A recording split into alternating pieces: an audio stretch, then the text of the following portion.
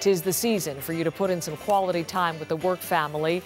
Or maybe not. There are new numbers out that are showing more employers are scaling back. A survey found that roughly 1 in 10 employers will not hold a holiday party this year, and that's after hosting those parties in the past. And the same survey found that less than half of employers will provide alcohol at this year's parties. That's down about 15% from last year because, of course, the office Christmas party has a reputation. It's a time when too many people drink too much and do inappropriate things. And now, with the seismic shift in awareness, the problem of sexual misconduct and sexual harassment, we want to have a look at the do's and don'ts of the annual celebration. With me, Christine Dale and Jason Beho. Christine is an event planner, the owner and event manager at Toronto Event Organizers. Jason, an employment lawyer with Levitt here in Toronto, and I'm glad to see you both for coming in on this. Used to be a time of maybe a wink, wink and a nudge, nudge, but in the post-Weinstein era, things have changed, right? Definitely. Do you think so?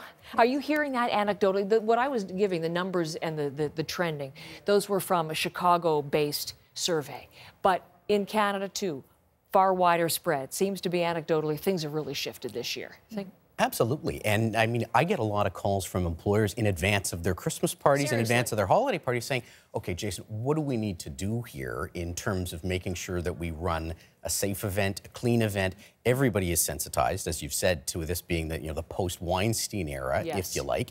And this idea of the raucous Christmas party with mistletoe and all kinds of things happening that would be best not shared on social media, which worked out better for people in that regard 20 some odd years ago when there was no social media, are things that just are best avoided. And risk management is a buzzword as far as planning a holiday party now. Hence, 5 tips that we're going to talk about. Number 1, we'll start here, Christine, with you. Number 1, you suggest in the planning, reiterate the policy. We're going to bring these up. Reiterate the code of conduct. What do you mean by that? So send out a memo to employees in advance of the party, letting them know that this is still a work function.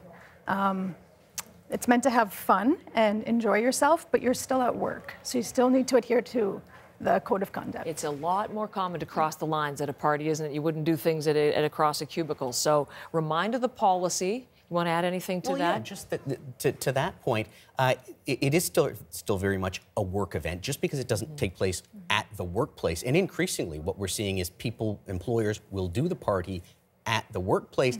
If nothing else, I think just to put people more in the mindset of, I'm still at work. I'm not out at the bar with buddies. This isn't a night at the club. This isn't a wedding where I'm going to, like indulge the open bar and anything goes. Okay, so reiterate the policy. Again, choose the place, that's part of it, and maybe choose the time so it's a little bit less conducive to wildness. A second tip, again, this is a really important one, I think, is the limit alcohol consumption. And again, Christine, we heard in that survey, people are cutting back on the alcohol. That's something to keep in mind. Yeah, so different ways that you could do that is providing drink tickets. So instead of having an open bar, you offer 1 or 2 drink tickets. Another way is possibly having a lunch instead of a dinner. A lot of companies this year are having their event at their office. Right, as we were mentioning, yes. As a lunch instead. So. And limit the drink tickets. That's a popular one rather than cutting it off together.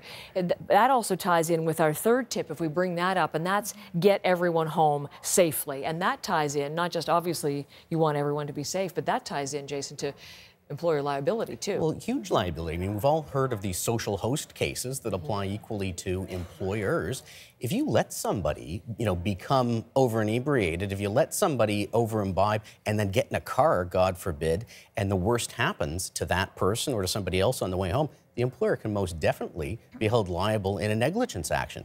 So that is something that employers have got to be extremely vigilant of. And my recommendation is, in addition to some of the measures that we just talked about, making sure that you've got designated alert, sober, and non-drinking party hosts who are amongst your co-workers. Keep those taxi chicks ready. Keep the chits ready. Make sure people aren't over-imbibing. Everything. That's right. Thing. Be on standby for that. Now, that's not a new issue, but it's certainly worth keeping in mind again at this time. Number 4, this is an interesting one. This is a good discussion. Invite spouses. Or you don't necessarily like spouses. I don't like saying spouses just because not everyone has a spouse. Exactly. So I don't think that's fair. What, so a plus I would say a +1. Okay. Significant other, sure. Significant other, a friend or mother. To change the climate this year? I think it would just help people feel comfortable.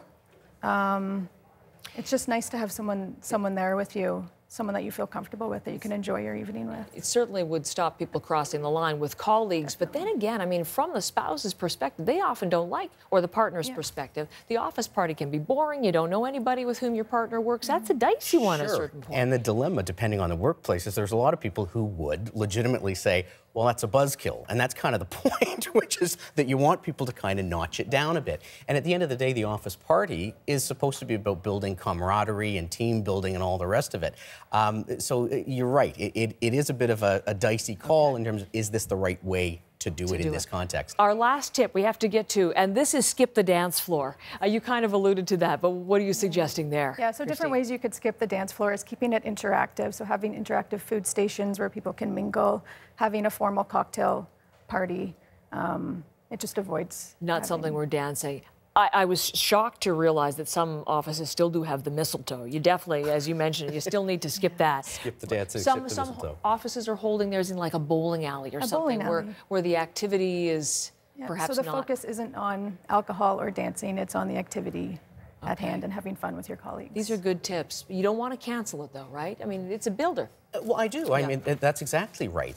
You know, this is a great way to reward your hardworking staff for a job well done, to get into the holiday spirit, whatever your holiday spirit happens to be at this time of year. But yeah, to kill it off altogether, it goes too far. But we got to be more careful than ever. What happens at the party no longer stays at the party, and it's important to keep in mind. Absolutely. Thank you both for being in, Christine and Jason. A pleasure to have you in, and all the best for your holiday parties as well and your holiday season. Thank you. Thank you.